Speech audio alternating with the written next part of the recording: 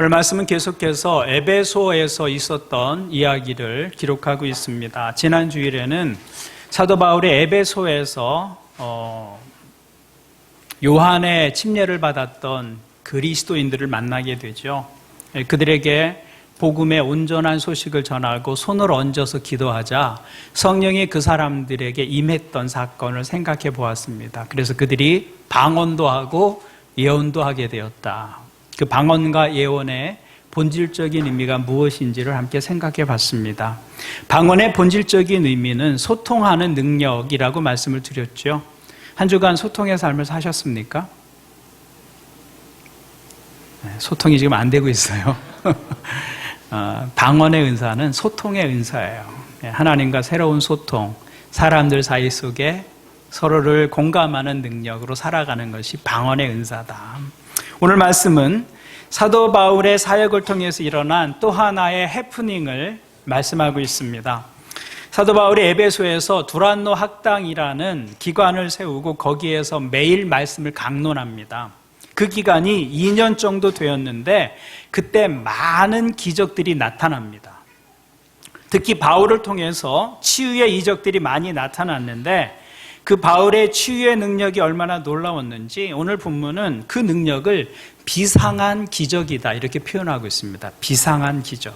또 12절을 보면은 심지어 사람들이 바울이 몸에 지니고 있는 손수건이나 두르고 있는 앞치마를 그에게서 가져다가 앓는 사람 위에 얹기만 해도 병이 물러가고 악한 귀신이 쫓겨나갔다. 그렇게 기록하고 있습니다. 하나님께서 사도 바울을 통해서 나타내신 하나님의 능력이 정말 희한하고 놀라운 것이었습니다. 바울이 쓰던 손수건을 가져다가 환자의 몸에 대어도 병이 낫고 그가 천막을 기울 때 입었던 앞치마를 가져다 대어도 병이 떠나갔다. 이렇게 기록하고 있습니다. 성경은 이 일을 하나님이 행하신 비상한 기적이다라고 표현하고 있습니다. 성경에 하나님의 능력이 여러 가지 모습으로 나타났지만 에베소에서 나타난 이런 일은 다른 데서는 볼 수 없었던 특별한 사건이었다. 그래서 비상한 기적이었다. 이렇게 표현하고 있는 것이죠. 아마도 이것은 당시 에베소라는 도시가 영적으로 매우 혼란한 곳이었기 때문이었을 것입니다. 당시 에베소는 아데미라는 여신을 섬기는 그런 신전이 있었습니다. 아데미 여신은 이렇게 생겼습니다. 이게 이제 아데미 여신인데요. 가슴이 24개 달린 여자의 모습입니다. 가슴이 24개인 것은 다산을 의미하고 풍요를 의미하고 동시에 쾌락을 의미합니다. 그러니까 이 신을 섬기는 사람들의 삶의 모습을 우리가 상상할 수 있을 것입니다. 그들은 욕망을 따르는 삶을 사는 사람들이었죠. 당시 아데미 신을 모신 신전은 바울이 살았던 시대의 세계에서 가장 큰 건물이었습니다. 물론 나중에 네로가 그거보다 더 큰 자기의 궁전을 짓게 되지만 이때까지만 해도 아데미 신전이 세계에서 가장 큰 건물이었다는 것이죠. 유네스코가 지정한 인류 문화유산 1호가 아테네에 있었던 파르테논 신전이다 라고 제가 말씀을 드렸죠. 지금도 파르테논 신전은 남아 있어요. 그런데 이 에베소에 있었던 아데미 신전은요, 파르테논 신전의 규모보다 4배나 컸습니다. 그렇게 어마어마하게 했던 것이죠. 사람들이 자신들의 욕망을 충족시키기 위해서 그렇게 크고 화려한 신전을 짓고 거기에 자신들의 욕망을 투사했던 것입니다.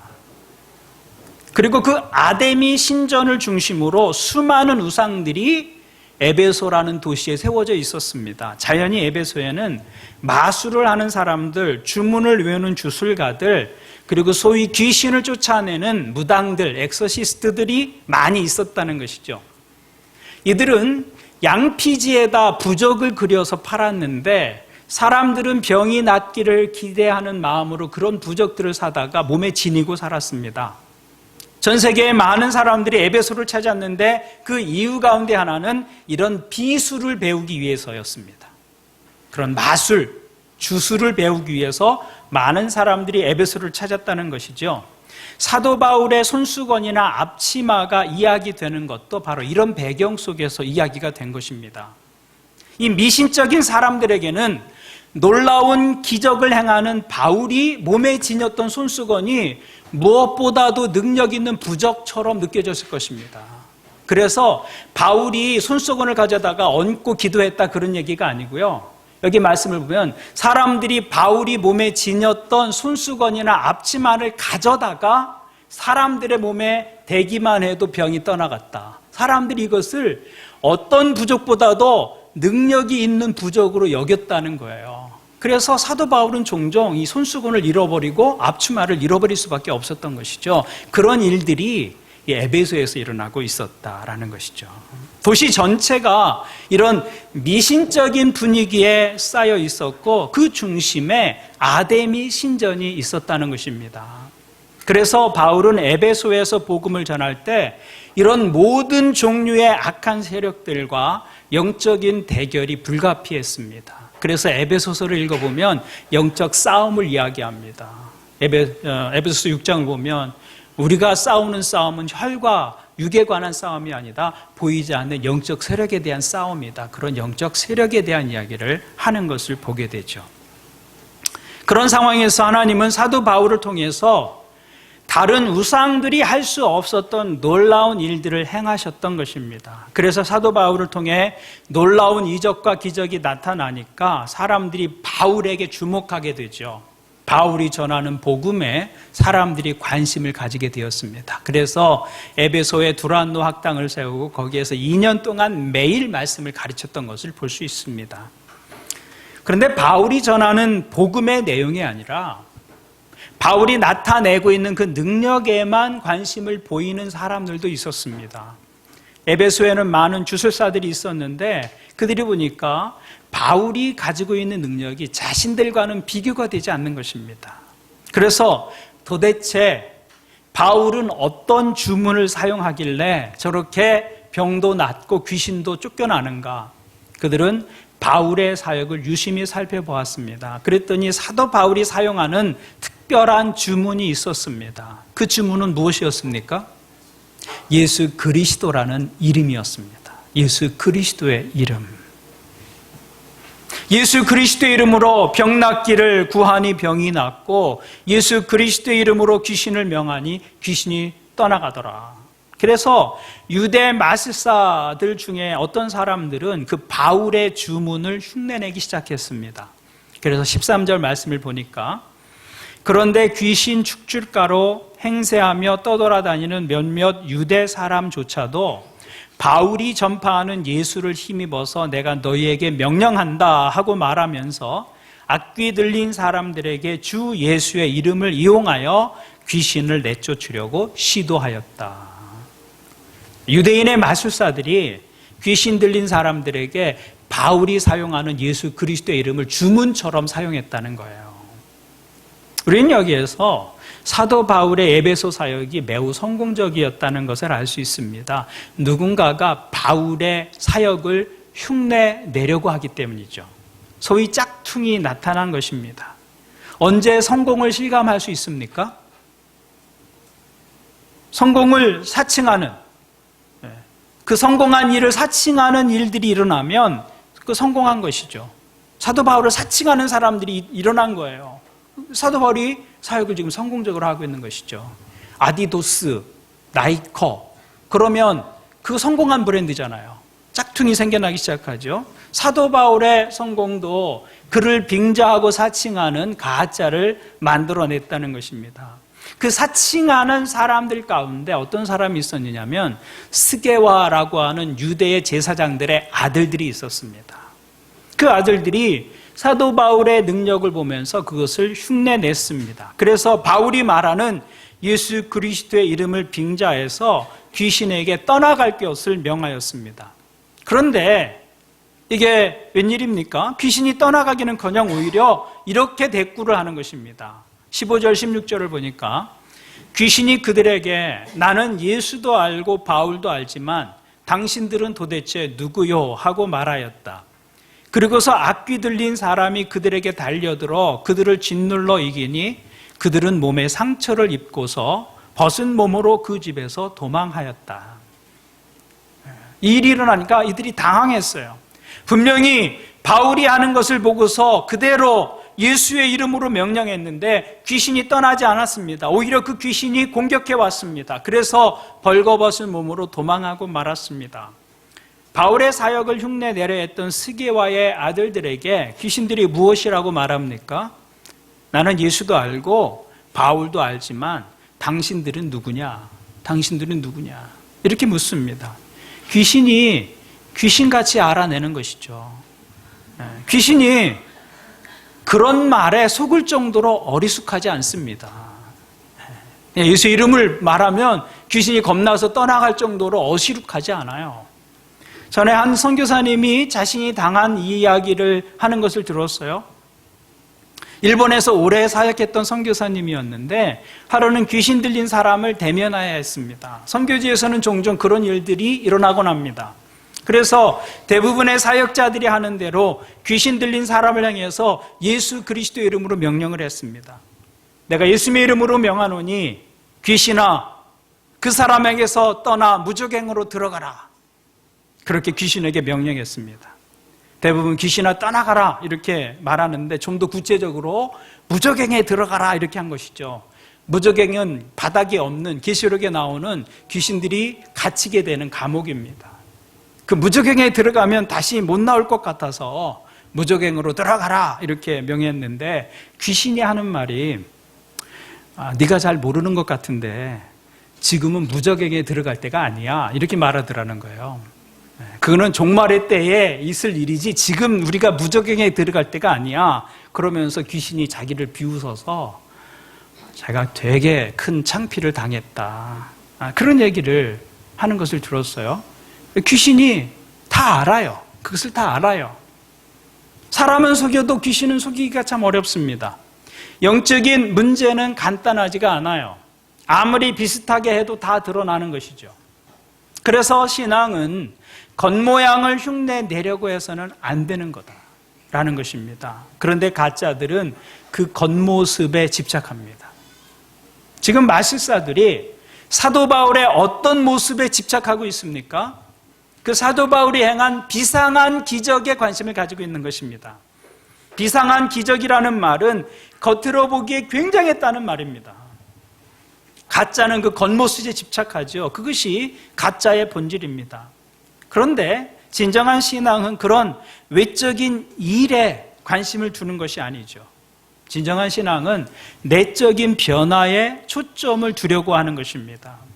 사실 병이 기적적으로 치유된다든지 귀신이 쫓겨난다든지 하는 그런 외적인 현상은 복음의 본질적인 능력과 비교하면 아무것도 아닙니다. 복음을 듣고 한 인간이 내적으로 변화되는 것, 그것이 정말 희한한 일이고 진짜 기적입니다. 여러분 생각해 보십시오. 건강한 몸을 가지고도 인간답게 살지 못하는 사람들이 많습니다. 몸은 온전한데 불행하게 사는 사람들이 많습니다. 그러니까 겉이 온전해진다고 해서 온전해지는 것이 아닙니다. 겉이 회복된다고 해서 온전한 회복이라고 말할 수 없다는 거예요. 속사람이 변해야 진짜 변하는 것이죠. 그래서 진짜 기적은 우리 속사람이 예수 그리스도를 만나서 회개하고 하나님께로 돌아오는 것이 진짜 비상한 기적이다라는 것이죠. 육신의 고통은 고치면 좋겠지만 고친다고 해도 얼마 가지 않아서 또 아프게 됩니다. 그 치유가 영원하지 않습니다. 지금 나음을 입어도 언젠가는 그 육신을 가지고 또 아프게 되고 결국은 죽음을 맞이하게 됩니다. 무덤으로 갈 수밖에 없는 것이죠. 그러나 예수님을 만나서 우리 속사람이 변하면 그 결과는 영원합니다. 그 변화된 인격을 가지고 영혼을 사는 것이죠. 그래서 진짜 기적은 우리 내적인 변화다라는 것이죠. 내면이 변하는 것이 진짜 기적이다. 그런데 가짜들은 그 내면에는 관심이 없습니다. 그것이 가짜와 진짜의 다른 점입니다. 여러분이 어떤 신앙의 사람, 신앙을 말하는 사람을 만날 때 그 사람의 관심이 어디에 있는지를 보았으면 좋겠어요. 진짜는 내면의 변화에 관심을 가지고 있습니다. 그러나 가짜는 외형적인 것에 집착하게 되죠. 가짜들은 겉으로 드러나는 일에 반응합니다. 병을 고쳤다. 믿음으로 성공했다. 부자가 되었다. 삶의 소원이 이루어졌다. 그러면 거기에 와 하고 사람들이 모여들고 관심을 가지게 됩니다. 그것을 희한한 일이라고 생각합니다. 그런데 누가 회개를 하고 인격이 변하고 삶이 달라졌다라고 하는 것에 가짜들은 크게 관심을 갖지 않습니다. 그런 일에 관심을 보이지 않습니다. 가짜는 겉모습에 관심을 가지는 것이죠. 그래서 가짜들은 그리스도와의 개인적이고 인격적인 관계에는 별로 관심이 없습니다. 다만 그 이름으로 행해지는 놀라운 일들에만 관심이 있는 것이죠. 그래서 그것을 흉내 내보려고 하는 것입니다. 그런데 그들이 그렇게 흉내 내보려고 했던 그 능력은 그것을 따라한다고 되는 것은 아니었습니다. 예수 그리스도 그 이름의 능력은 단지 그 이름을 입술에 올린다고 해서 발휘되어지는 것이 아니었다는 것입니다. 그러면 바울의 그 능력의 비밀은 어디에 있는 것이냐? 바울의 능력이 얼마나 대단했는지 사람들이 바울이 사용했던 소수건, 바울이 사용했던 앞치마를 가져다가 사람들의 몸에 얹기만 해도 능력이 있는 부적처럼 병이 낫고 악귀들이 도망갔다고 했는데 그 능력은 어디에서 온 것이냐라는 것이죠. 그것은 바울 자신 안에 있는 능력이 아니었다는 것입니다. 그것은 하나님께서 바울을 통해서 보이신 능력이었습니다. 그래서 11절 말씀을 보니까 이렇게 기록하고 있습니다. 우리 함께 같이 읽겠습니다. 11절입니다. 시작.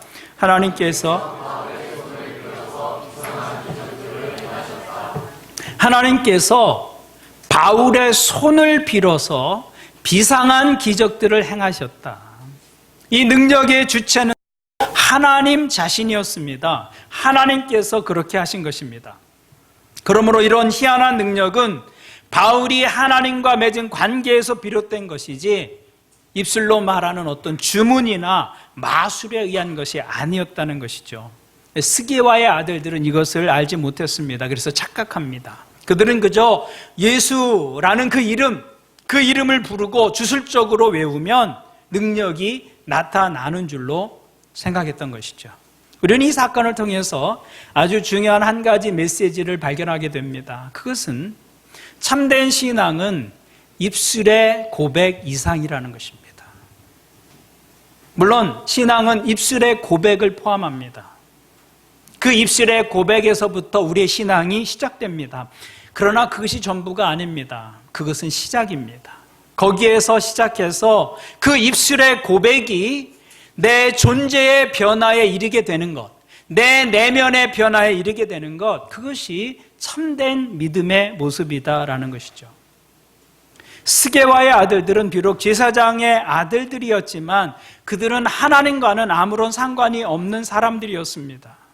예수님과는 아무런 관계가 없는 삶을 사는 사람들이었습니다. 그들은 제사장의 아들들로서 경건의 모양은 가지고 있었는지 모르지만 주님과의 관계 속에서 오는 경건의 능력에 대해서는 전혀 모르는 사람들이었다는 것입니다. 그런 스게와의 아들들이 예수님의 이름을 말하는 것은 아무런 의미가 없는 것이죠. 그것은 마치 앵무새가 발음을 연습해서 그대로 따라하는 것과 전혀 다르지 않습니다. 거기에는 어떤 인격적인 관계나 교제가 없는 것이죠. 단지 말을 따라할 뿐입니다. 그런데 우리가 그런 앵무새의 고백과 같은 신앙을 가질 때가 있다는 것이죠. 입술의 고백만 있는 것입니다. 그 입술의 고백만으로는 그 사람이 그리스도인이라고 말하기 어렵습니다. 입술의 고백이 곧 신앙이 아니기 때문입니다. 그런 신앙은, 그런 고백은 앵무새도 가능한 것이죠. 어느 집사님 집에 가니까 앵무새가 진짜 말을 하더라고요. 엄마 이렇게 부릅니다. 상원아 부릅니다. 그리고 사랑해 라고 말합니다. 진짜 말을 해요. 그런데 그 말은 아무런 의미가 없는 거죠. 앵무새가 엄마라는 단어를 알 리도 없고 사랑한다는 의미를 알 리도 없습니다. 단지 들려진 대로 소리를 낼 뿐이에요. 사랑해라는 단어가 의미를 가지려면 그 사랑이 의미하고 있는 인격적 관계 속으로 들어가야 하는 것이고 서로를 향해 자신을 내어주는 섬김과 헌신이 있어야 합니다. 그럴 때 사랑해라는 말이 완성되는 것이죠. 단지 사랑해 그 세 음절을 따라한다고 해서 그것이 사랑일 수는 없는 것입니다. 믿음도 마찬가지입니다. 믿음은 그 믿음의 대상인 하나님과의 인격적인 관계 속으로 들어가서 사는 것입니다. 그분의 생각을 알고 그분의 계획을 분별하고 그분이 원하는 삶을 내 삶의 자리에서 선택하며 살아가는 것, 그것이 믿음입니다. 믿음은 그 믿음의 대상인 그 하나님과의 관계 속으로 들어가서 사는 것이죠. 그럴 때 믿음이 삶에서 구체적인 능력으로 나타나게 되는 것입니다. 단지 믿는다는 말을 반복한다고 해서 믿음이 되는 것은 아닙니다. 우리가 아무리 입술로 예수는 나의 주님이십니다 라고 고백해도 그 고백 자체가 우리의 신앙을 증명해 주는 것은 아니다라는 것이죠. 그것이 진짜인지는 그 고백 다음에 그 사람의 삶을 보아야 알 수 있는 것입니다. 입술의 고백 뒤에 아무것도 없다면 그건 신앙 아닙니다. 그 입술의 고백 다음에 우리의 존재, 그 내면이 바뀌어서 그 변화가 내 입술의 고백과 함께 행함으로 드러나야 그 고백이 진짜가 되는 것이죠. 그때 믿음은 내 삶의 능력으로 나타나는 것입니다. 바울의 능력의 비결은 바로 거기에 있었다는 것이죠. 그런데 한국교회에서는 유독 입술의 고백을 중요하게 생각합니다. 사람이 입으로 시인하여 구원에 이른다. 로마서 10장 10절의 말씀을 가지고 구원을 가르쳐 왔기 때문에 그래서 한국 교회 안에서는 입술로 고백하면 구원에 이른다 라는 생각이 팽배합니다. 그 입술의 고백이 필요하죠. 그런데 기독교는 입으로 예수님을 말하면 구원을 받고 말하지 않으면 구원을 얻지 못하는 그런 종교가 아니다라는 것입니다. 그러면 언어장애를 가진 분들은 어떻게 구원을 얻을 수 있겠습니까? 그러니까 기독교 신앙의 핵심은 입으로 말했느냐 안 했느냐 거기에 있는 것이 아닙니다. 신앙은 절대로 그런 것이 아닙니다. 기독교의 핵심은 그 고백이 우리의 내면을 새롭게 하고 그 고백으로 인해 우리의 존재가 새롭게 다시 태어나는 것입니다. 그 고백이 거기에까지 이를 때 그 고백이 진실한 고백이 되는 것이죠. 그러면 그런 삶이 어떻게 가능해질 수 있느냐라는 것입니다. 그 고백이 나의 내면을 새롭게 하고 내 존재를 변화시키는 데까지 이르게 하려면 어떻게 해야 하느냐라는 것이죠. 그 능력의 비밀은 11절에 있습니다. 11절을 다시 보십시오. 다시 한번 읽겠습니다. 시작. 하나님께서 바울의 손을 빌어서 비상한 기적을 행하셨다. 이 문장에서 주어는 누구입니까? 하나님께서예요. 하나님께서. 바울이 아닙니다. 하나님께서가 주어입니다. 하나님이 바울의 손을 빌어서 바울의 손을 도구로 해서 일하셨다. 바울이 핵심이 아닌 것이죠. 바울은 그저 도구이고 통로일 뿐입니다. 주어는 하나님입니다. 우리 인생의 주어는 하나님이 되셔야 합니다. 이 하나님이 빠지면 이단이 되고 사이비가 되는 거예요. 그래서 신앙은 하나님을 주어로 사는 삶입니다. 하나님을 주어로 해서 사는 삶. 하나님이 하시는 것이죠. 그러면 내가 살 수 있는 인생보다 훨씬 더 큰 인생을 살 수 있게 됩니다. 그것이 기적인 것이죠. 우리 인생을 내 생각대로 살면 내 생각보다 내 인생이 더 클 수 없습니다. 내 능력으로 살면 내 인생은 나를 넘어서는 삶을 살 수 없습니다. 내 생각, 내 능력이 내가 살 수 있는 내 인생의 가능성의 전부입니다.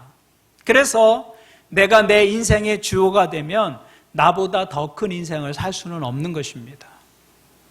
그런데 우리가 하나님을 주어로 해서 살게 되면 나를 넘어서는 삶을 살 수 있게 됩니다.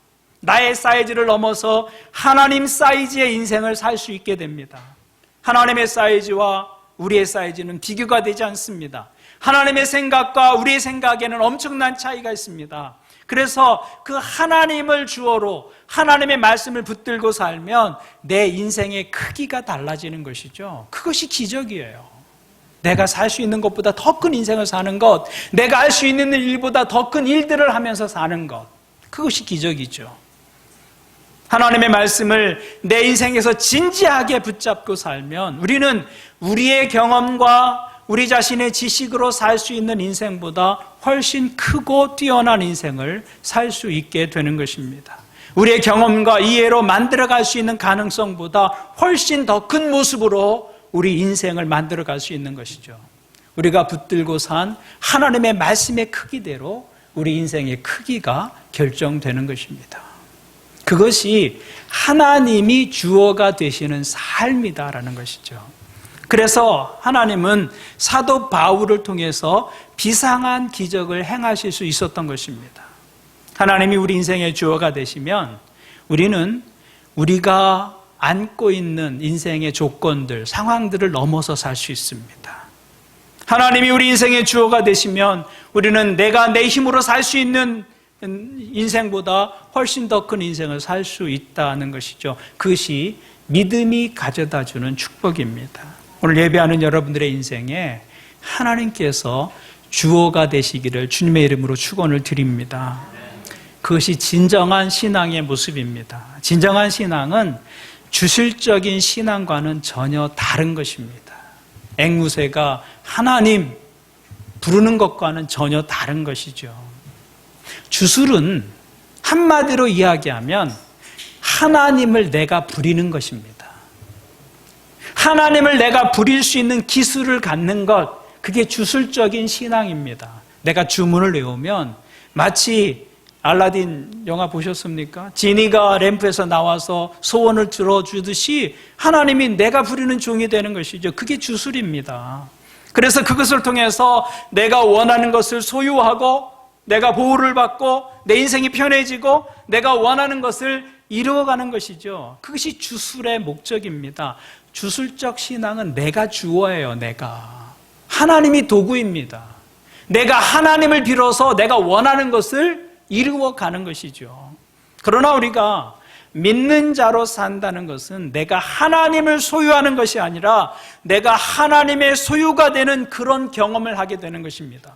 그리스도 안에서 내가 하나님의 택한 백성이 되고 하나님의 소유가 되는 그런 변화가 믿음의 경험입니다. 그래서 나를 소유하신 그 하나님의 뜻을 따라서 내가 행하고 살아가는 것이죠. 그것이 바른 신앙의 모습입니다. 그런 믿음으로 살면 내가 가진 삶의 크기보다 훨씬 큰 삶을 살 수 있다는 것.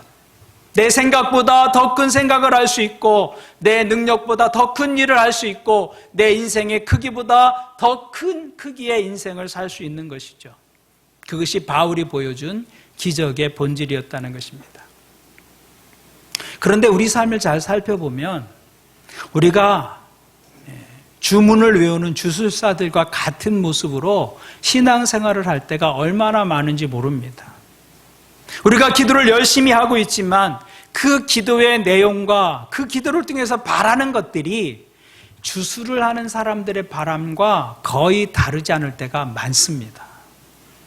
내가 편해야 되고 내가 형통해야 되고 내 운명이 더 좋은 것으로 바뀌어야 하고 내가 원하는 그 일이 이루어져야 하고 이런 목적을 가지고 우리가 기도하는 일에 애를 쓰고 수고할 때가 많다는 것이죠. 그렇다면 주술을 행하고 부적을 가지고 다니며 무엇인가 이루어지기를 원하는 사람들의 모습과 하나님 앞에 기도하는 우리의 모습이 별반 다르지 않은 그런 모습일 수 있다는 것입니다. 물론 기도 속에 우리의 소원을 하나님께 아뢰는 내용이 있습니다. 그러나 그것이 전부가 되어서는 안 된다는 것이죠. 오늘 본문의 말씀을 통해서 우리가 우리 자신을 점검하고 돌아보는 시간이 되었으면 좋겠습니다. 내가 정말 하나님의 소유가 되고 하나님께 사로잡힌 바 되어서 하나님께서 나를 통해서 이루어 가실 그 일들을 위해서 내가 수고하고 애쓰고 고민하고 기도하는 모습이 정말 나에게 있는가? 그런 것을 점검할 필요가 있는 것이죠. 믿는다고 말은 하고 있지만 여전히 나의 영광, 나의 편안함, 내 가족, 내 소원, 내 야망, 그것이 주가 되어서 기도하고 그것을 바라는 것이 내 신앙생활이 된다고 한다면 방법만 다를 뿐 우리는 여전히 하나님을 내가 소유하여서 내가 원하는 대로 하나님을 움직이고자 하는 그런 주술사의 모습과 별로 다르지 않은 것이다. 여러분, 무엇을 놓고 기도하십니까? 하나님의 뜻을 알고 행하기 위해서 얼마나 기도하고 계십니까? 하나님의 뜻을 위해서 얼마나 수고하고 애쓰고 계십니까? 우리가 드리는 기도, 우리가 기도를 열심히 하는 것보다 더 중요한 것은 내가 무엇을 위해서 기도하고 있는가? 그것이 훨씬 더 중요한 것입니다. 열심에 속지 말아야 합니다. 우리는 종종 열심에 속습니다. 저렇게 열심히 기도하는데 믿음이 좋겠지. 아닙니다. 열심히 그것을 보장하는 거 아닙니다. 열심보다 더 중요한 것은 내가 욕심에 압도된 삶을 살고 있지는 않은지, 내 기도는 내 욕망의 표현은 아닌지, 하나님의 뜻과 상관이 없는 기도의 내용을 가지고 하나님과 씨름하고 있지는 않은지 살펴보는 것이 훨씬 더 신자다운 기도라고 할 수 있는 것입니다.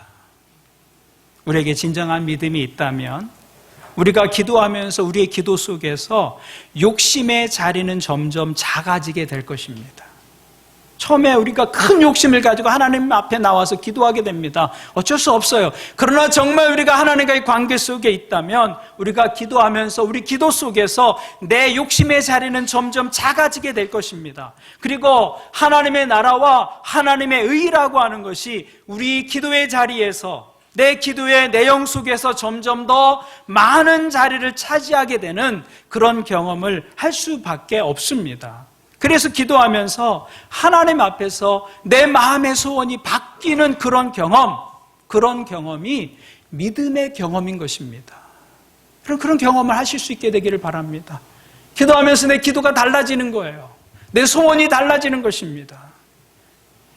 내가 무엇을 위해서 하나님 앞에 기도하러 나갔는데 성령께서 내 기도를 바꾸어 주십니다. 그래서 때로는 나의 필요, 나의 간구를 위해서 기도하는 그 간구는 그만 아래게 하시고 하나님의 뜻이 이 땅 가운데서 이루어지는 그런 일을 놓고 내가 애통해하며 기도하게 하게 되는 그런 경험들이 우리 기도 속에서 있게 되는 것, 그것이 믿음이 가져다 주는 경험인 것입니다.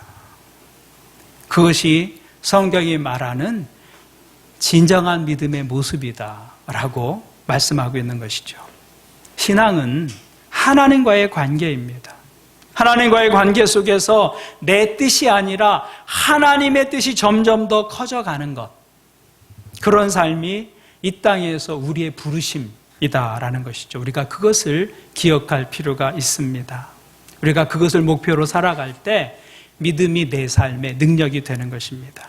바울은 하나님과의 관계 속에서 그런 삶을 살았던 것이죠. 시간이 지나면서 자신의 욕망과 소원은 점점 작아지고 하나님의 나라와 하나님의 의를 향한 소원이 점점 더 커지는 것입니다. 그래서 자신이 가진 능력보다 더 큰 능력으로 삶을 살아갈 수 있게 된 것이죠. 자신의 인생의 사이즈보다 더 큰 인생의 크기를 가지고 살아가게 될 수 있었던 것, 그것은 자기 인생의 주어가 자신이 아니라 하나님이었기에 가능한 일이었다라는 것입니다. 신앙은 하나님이 주어가 되시는 삶을 사는 것입니다. 오늘 예배하는 여러분들의 삶에 하나님이 주어가 되시기를 바랍니다. 그것이 신앙의 진정한 모습입니다. 그렇게 살면 내가 살 수 있는 삶보다 가치 있고 능력 있고 더 큰 인생을 살게 되는 것이죠. 이 은혜가 예배하는 여러분들에게 있기를 주님의 이름으로 축원을 드립니다. 아멘. 함께 기도하겠습니다.